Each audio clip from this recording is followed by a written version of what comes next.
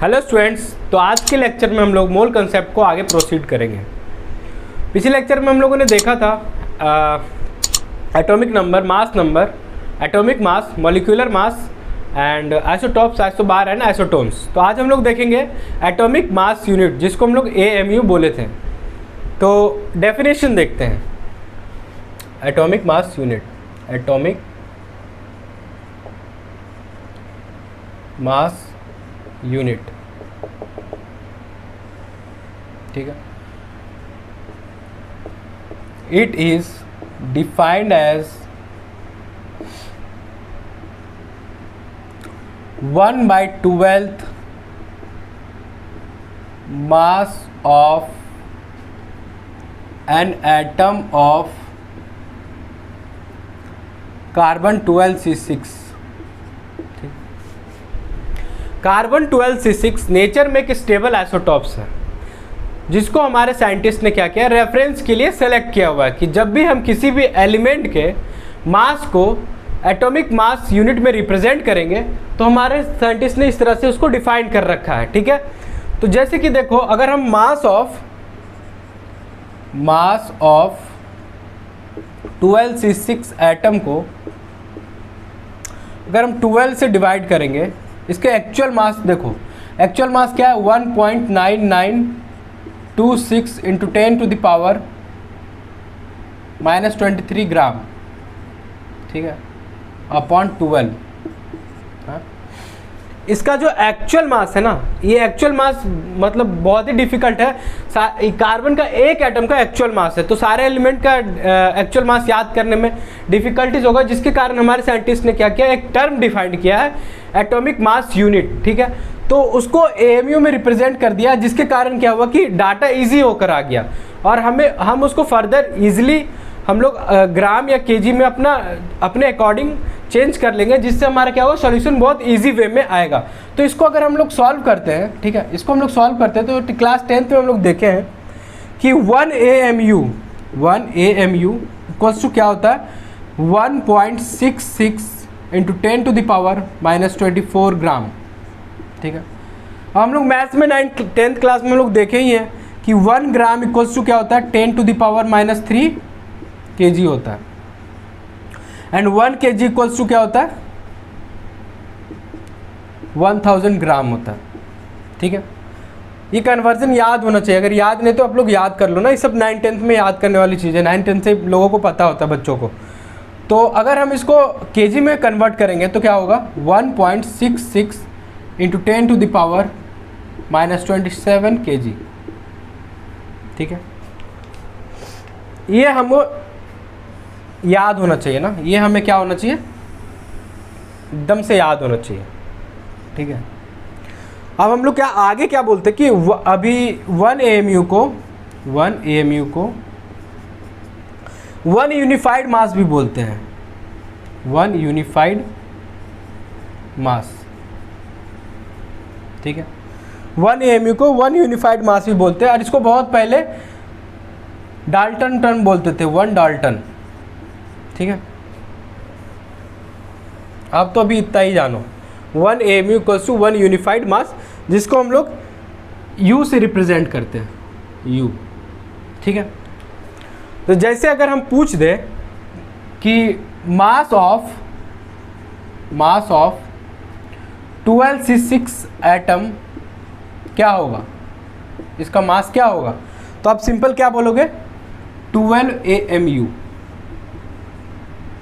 ठीक है, 12 AMU।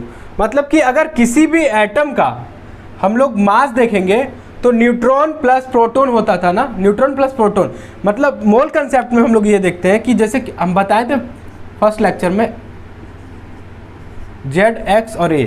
तो X बेसिकली क्या था, एक एलिमेंट था, X क्या था, एक एलिमेंट था। तो मास ऑफ एलिमेंट क्या होता है कि मास ऑफ एलिमेंट क्या होता है, mass of neutron plus mass of proton plus mass of electron, ठीक है। तो मोल कंसेप्ट में हम लोग इलेक्ट्रॉन के मास को नेग्लेक्ट करते हैं, ठीक है ना, नेग्लेक्ट करते हैं, जिससे मास ऑफ न्यूट्रॉन प्रोटॉन क्या हो गया, 12 AMU आ गया इसका। अगर मैं एक एग्जांपल और लूँ,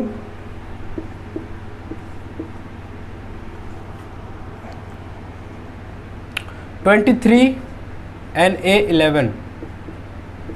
अगर आपसे पूछा इसका मास क्या होगा तो आप क्या बोलोगे? 23 AMU, ठीक है, 23 AMU। ये चीज़ ध्यान रखना है ना, 23 AMU मतलब कि इलेक्ट्रॉन का मास जो भी होता है वो न्यूट्रॉन और प्रोटॉन के कंपैरिजन बहुत लेस होता है, बहुत ज़्यादा लेस होता है इलेक्ट्रॉन का मास, ठीक है ना। तो इसका अगर मास पूछ दिया तो 23 AMU बोल दिए। इतना समझ में आ गया? तो आप लोग को इसमें से याद क्या रखना है? ये डेफिनेशन याद रख लेना, ठीक है, ठीक है। इसका एक्चुअल मास याद करने का कोई ज़रूरत नहीं है, ठीक है। एक्चुअल मास हम लोग का यूज़ कब आएगा? एक्चुअल मास को हम लोग अच्छे से देखेंगे एटॉमिक स्ट्रक्चर वाले चैप्टर में, ठीक है ना। अभी इसमें एटॉमिक मास यूनिट में हम लोग सिर्फ ये याद रखेंगे 1 AMU = 1.66 × 10⁻24 ग्राम = 1.66, और इसका जो कन्वर्जन किया -27 kg आया है, ठीक है ना। ये कन्वर्जन याद रखना। और ये 1 AMU को 1 यूनिफाइड मास भी बोलते हैं, ठीक है।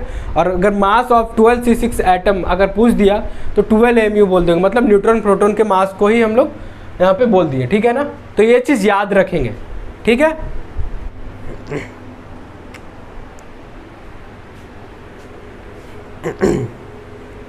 हाँ तो स्टूडेंट्स अब हम लोग आगे देखते हैं रिलेटिव एटॉमिक मास। तो डेफिनेशन देखते हैं पहले, है ना। रिलेटिव एटॉमिक मास। एटॉमिक मास क्या होता था? एटॉमिक मास होता है मास of an atom. But relative atomic मास क्या होता है, किसको हमारे साइंटिस्ट ने किस तरह से डिफाइन किया है? देखो, mass of one atom of atomic substance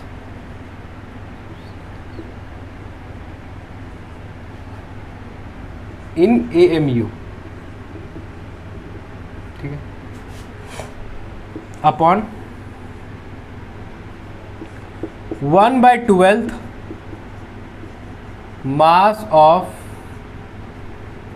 an atom of carbon 12, ठीक है। अभी एटॉमिक मास यूनिट जब पढ़ रहे थे तो हम लोगों ने देखा था कि इसका मतलब क्या होता है। इसका मतलब होता था 1 AMU, ठीक है। तो ये क्या होता है ना, रिलेटिव एटॉमिक मास में ये 1 AMU और ये AMU कैंसिल हो जाता है कट के।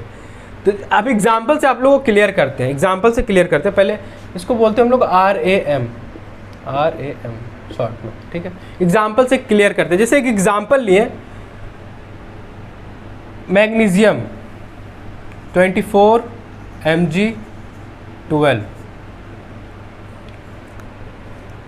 Relative atomic mass of 24 Mg12, ये क्या होगा? 24, ठीक है। देखो, रिलेटिव का मतलब क्या होता है? किसी की रेफरेंस में। रिलेटिव का मतलब क्या होता है? किसी की रेफरेंस में। और इसमें एक चीज़ याद रखना, ये डायमेंशनलेस टर्म्स होती है ना, ये डायमेंशनलेस होती है। तो जिसके कारण रिलेटिव एटॉमिक मास क्या हो गया? 24 Mg12 का 24। अगर यही हम पूछ देते एटॉमिक मास, या एग्जाम में यही पूछ देगा एटॉमिक मास ऑफ 24 Mg12, तो आप क्या बोलोगे? 24 AMU। इससे आपको क्या पता चला? इससे एक चीज पता चला कि atomic mass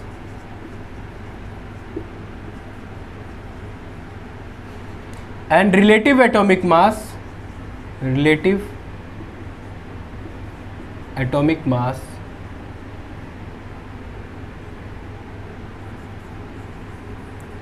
numerically both are equal,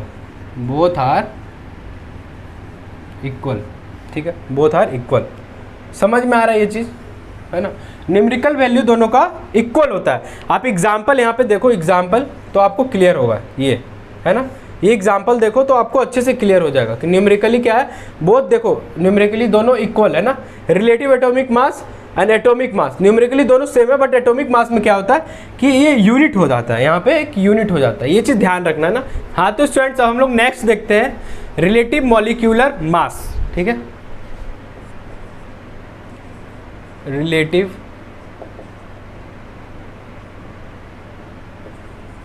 molecular mass, ठीक है। रिलेटिव का मतलब तो मैंने बताया कि रिलेटिव का मतलब होता है किसी के रेफरेंस में, ठीक है ना। तो अब इसको साइंटिस्ट ने कैसे डिफाइन किया है कि mass of one molecule of substance in AMU upon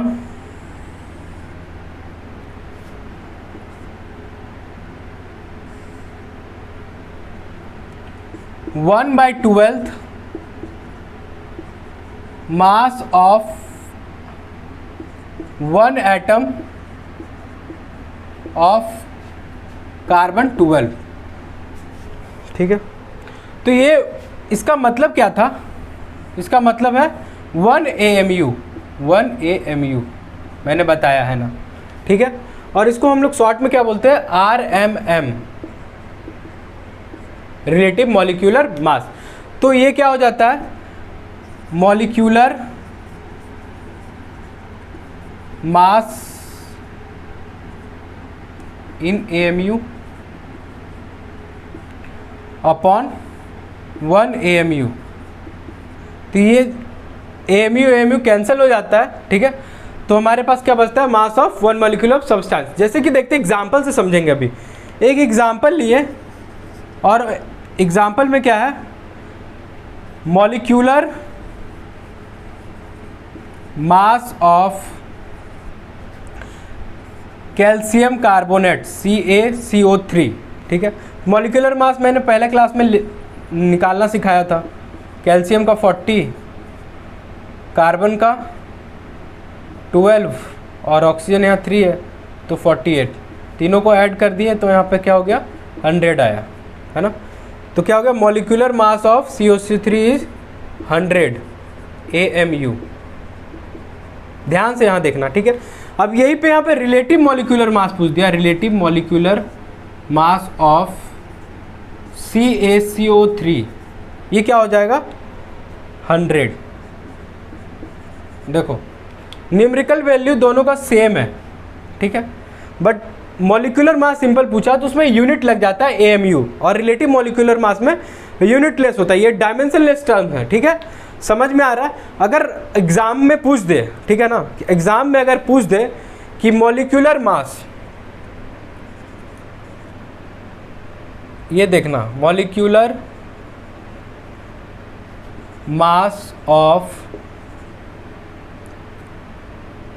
CaCO3 इन ग्राम, अगर ये ग्राम में पूछ दिया, ठीक है, केजी में भी पूछ सकता, अगर ग्राम में पूछ दिया तो क्या आप लोग घबराना मत।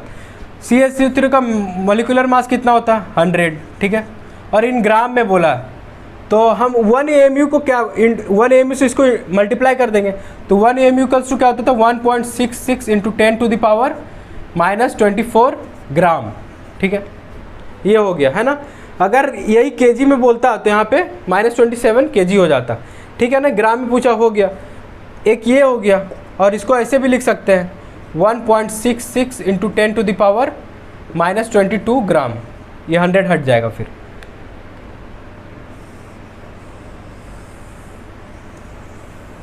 ये चीज़ समझ में आया, ठीक है। यही है रिलेटिव मॉलिक्यूलर मास। एग्जाम्पल को अच्छे से देखोगे ना तो कॉन्सेप्ट अच्छे से क्लियर हो जाएगा, ठीक है। हाँ तो स्टूडेंट्स अब हम लोग नेक्स्ट देखते हैं एवोगाड्रोस नंबर। तो number of atoms exactly present in 12 gram sample of 12C6, ठीक है। इसका जो एक्चुअल नंबर आता है ना उसमें 12 ग्राम कार्बन का सैंपल लेते हैं और उसमें 12C6 आइसोटॉप्स भी लिया जाता है। तो पता चलता है एटम का एक्सपेरिमेंट से एक नंबर आता है, ठीक है। तो उसको एवोगाड्रो सर ने उसको एक नंबर दिया, उस नंबर को हम लोग एवोगाड्रो नंबर बोलते हैं, ठीक है। तो एवोगाड्रो नंबर क्या होता है? एवोगाड्रोस नंबर 6.022 इंटू 10⁻23, ठीक है। एक टर्म होता है एवोगाड्रोस कांस्टेंट, एवोगाड्रोस कांस्टेंट, ठीक है। ये क्या होता है? 6.022 इंटू 10⁻23 पर मोल, ठीक है, पर मोल, ठीक है। इसको क्या बोलते हैं? एवोगाड्रो कांस्टेंट को हम लोग क्या बोलते हैं? इसको Na से रिप्रेजेंट किया जाता है। क्या से किया जाता है? Na से, ठीक है, Na से किया जाता है और ये होता है, ये इसका वैल्यू है ना। तो हमेशा ध्यान रखना है ना, हमेशा ध्यान रखना, पूरा मोल कंसेप्ट का न्यूमेरिकल में ये चीज़ काम देगा ना। एवोगाड्रोस नंबर और एवोगाड्रोस कांस्टेंट का डिफरेंस क्या है? बस इसमें मोल आ जाता है, पर मोल आ जाता है, ठीक है। कई बार क्या होता है कि एग्जाम में सिली मिस्टेक्स कराते हैं स्टूडेंट, जैसे कि देखो क्वेश्चन देखते हैं कि एवोगाड्रोस लिखा हो, समझ लेते हैं एवोगाड्रोस नंबर ही है, बट उसको अच्छे से पढ़ना चाहिए कि वहाँ पे कांस्टेंट लिखा है कि नहीं। अगर कांस्टेंट मेंशन किया हुआ है तो पर मोल होगा ही होगा, ठीक है ना।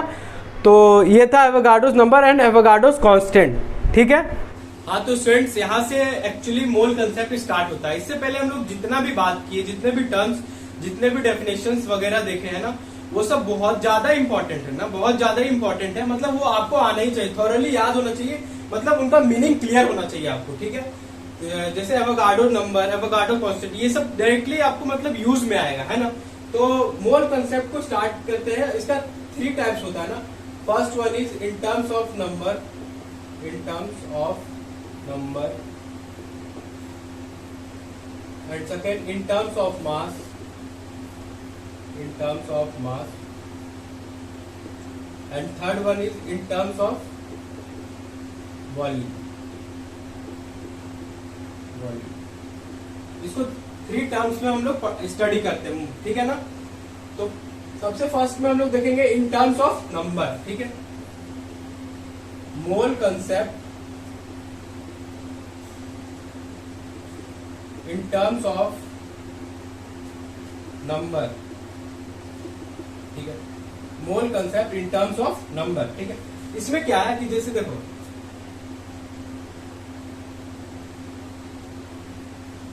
Mole is a counting unit, counting unit used by the scientist,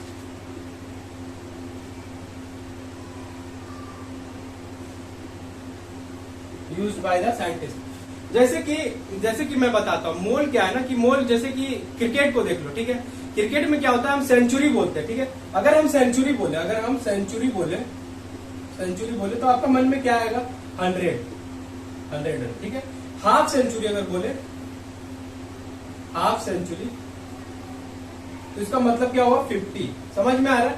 अगर उसी तरह हम 1 डजन बोले, है ना, 1 डजन, तो इसका मतलब 12 एंटाइटीज,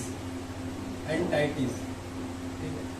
मतलब कि मोल क्या है ना, बहुत ही छोटे पार्टिकल्स को डिफाइन करता है। जैसे कि मैं बताता हूँ, अगर मैं बोलूं कि मेरे पास 1 मोल कार है, मतलब ये पूरा गलत है ना, पूरा गलत है, ये पॉसिबल हो ही नहीं सकता। इतना जगह भी नहीं है ना, इतना जगह नहीं है, पूरे दुनिया में इतना जगह नहीं है कि मतलब मेरे पास इतना कार है भी नहीं। पूरा दुनिया का कार मिला देंगे ना, फिर भी 1 मोल कार नहीं हो पाएगा, ठीक है। इसका मतलब क्या समझ में आता है कि 1 मोल जो है वो बहुत ही छोटे पार्टिकल्स को डिफाइन करता है। समझ में आ रहा है? तो यहाँ पे ये हो गया मोल का। Mole is a counting unit used by the scientist. अब देखो 1 मोल इक्वल्स टू क्या होता है? 1 मोल इक्वल्स टू क्या होता है? 6.022 इंटू 10⁻23 एंटाइटीज, ठीक है। एंटाइटीज, अब एंटाइटीज क्या है?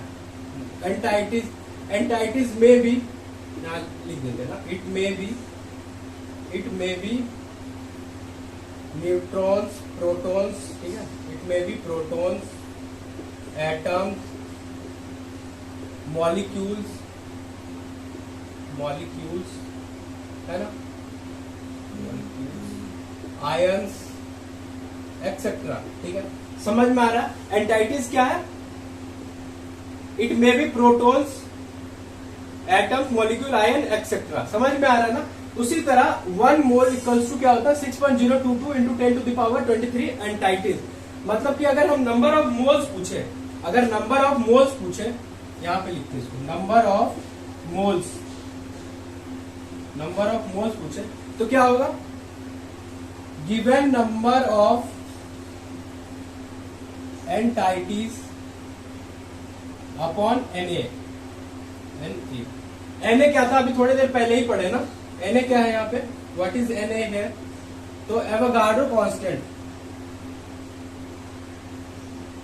कांस्टेंट, जिसकी वैल्यू कितनी होती है 6.022 इंटू 10⁻23 पर मोल। यूनिट ध्यान में रखना ना, पर मोल। एवोगाड्रो कांस्टेंट की वैल्यू क्या होती है 6.022 इंटू 10⁻23 पर मोल। ये याद होना चाहिए नंबर ऑफ मोल्स की, तभी तो हम लोग नंबर ऑफ मोल्स निकाल पाएंगे, है ना। एवोगाड्रो कांस्टेंट याद नहीं रहेगा तो नंबर ऑफ मोल्स नहीं निकलेगा। इसीलिए ये जो टर्म्स बताए थे वो बहुत ही ज्यादा इंपॉर्टेंट है। समझ में आ रहा है ना, ठीक है, यहां तक तो समझ में आ गया होगा, है ना। अब जैसे कि 2-3 एग्जांपल देखते हैं ऐसे करके, है ना, कि 1 मोल न्यूट्रॉन इक्वल्स टू क्या होगा 6.022 इंटू 10⁻23 न्यूट्रॉन्स।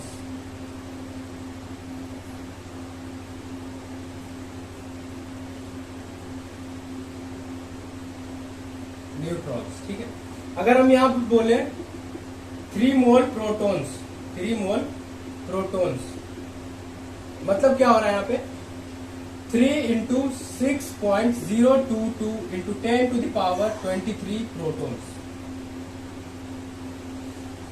ये देखो, आई होप कि आप लोग को क्लियर हो गया होगा ना मोल concept in terms of number, है ना। याद करने वाला चीज क्या है, इसको याद करना, मतलब इसको समझने के लिए, ये चीज समझने के लिए ये आपको याद होना चाहिए, है ना, ये आपको याद होना चाहिए, ठीक है। और ये वैल्यू जो मैं बताया था ये तो थॉरोली होना ही चाहिए, है ना। और ये समझने के लिए 1 मोल इक्वल्स टू क्या होता है, ये भी 6.022 इंटू 10⁻23 एंटाइटिस, ठीक है। हाँ तो स्टूडेंट्स एक न्यूमेरिकल देखते हैं, ठीक है। Calculate number of neutrons, protons and electrons in 10⁻³ mole Na plus ion. तो मैं पहले आप लोग को एक चीज क्लियर कर दूं, Na प्लस आयन कहने का मतलब यहाँ पे क्या है कि ये आइसोटॉप्स है ना, ये आइसोटॉप्स है 23 Na प्लस 11। इसको हम लोग क्या बोलते थे Z, जो कि नंबर ऑफ प्रोटॉन्स होता था, नंबर ऑफ प्रोटॉन्स, ठीक है, ठीक है ना। अब देखो यहाँ पे क्वेश्चन में क्या है, पहले नंबर ऑफ प्रोटॉन्स लिखेंगे, नंबर ऑफ प्रोटॉन्स, ठीक है। नंबर ऑफ प्रोटॉन्स क्या है 11, ठीक है।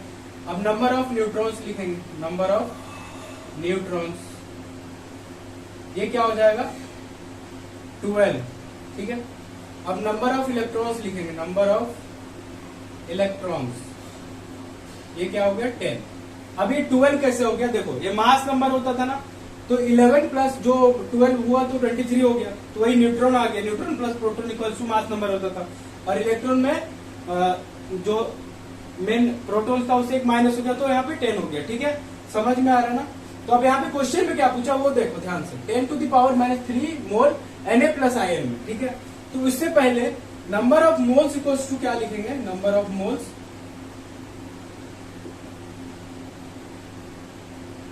Given number of particles upon 6.022 into 10⁻23, ठीक है। अब यहाँ ध्यान से देखना, है ना, अब यहाँ ध्यान से देखना क्या कि गिवन कितना दिया हुआ है 10⁻³ तो Na प्लस आयंस में देखेंगे ना, Na प्लस आयंस में 10⁻³ इंटू 6.022 इंटू 10⁻23, तो ये क्या हो गया Na प्लस आयंस का 6.022 इंटू 10⁻20, ये तो Na प्लस आयंस आ गया, ठीक है।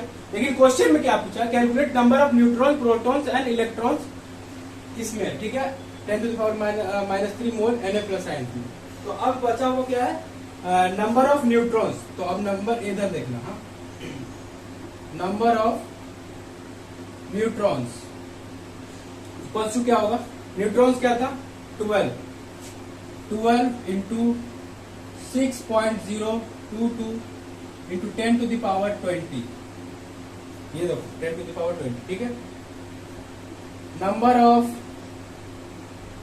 प्रोटॉन्स इक्वल्स टू क्या होगा 11 था, ठीक है। 11 into 6.022 into 10 to the power 20। अब नंबर ऑफ इलेक्ट्रॉन्स कितना होगा 10 into 6.022 into 10 to the power 20, ठीक है। समझ में आ गया ना क्या बोला क्वेश्चन में। Number of proton neutron electron लिख लिए, उसका नंबर ऑफ मोल्स का लिख लिए, ठीक है ना। फिर Na प्लस आयंस में इसका निकाल दिए 10 टू द पावर -3 का, ठीक है ना। उसके बाद क्या हुआ कि इसका एक आ गया Na प्लस आयंस का वैल्यू, उसके बाद नंबर ऑफ प्रोटॉन्स को उससे इंटू करके प्रोटॉन्स इलेक्ट्रॉन न्यूट्रॉन्स को इंटू करके आंसर लिया है, ठीक है। समझ में आ रहा है भी, और भी बहुत सारा देखेंगे, है ना। तो ठीक है, आप लोग मचाते रहो इसी तरह, खुश रहो, है ना। फिर हम लोग मिलते हैं नेक्स्ट क्लास में, तब तक के लिए बाय।